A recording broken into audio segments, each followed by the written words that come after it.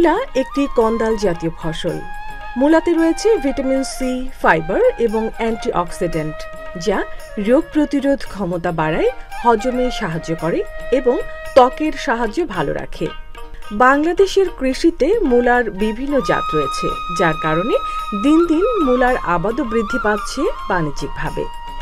বিশেষ করে অমৌসুমে মূলার আবাদ করে বেশি লাভবান হচ্ছেন, আর সেই কারণে কুমিল্লার আমতলী চরে শত শত বিঘা জমিতে মূলার চাষ করছেন কৃষক নান্টু মিয়া।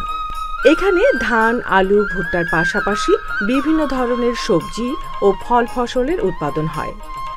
এখানকার কৃষি সম্প্রসারণ বিভাগ মাঠ পর্যায়ে কৃষকদের আধুনিক প্রযুক্তি ব্যবহার, রাসায়নিক ব্যবহার না করে জৈব পদ্ধতি অবলম্বন করার পরামর্শ দিয়ে কৃষকদের উৎসাহিত করছে।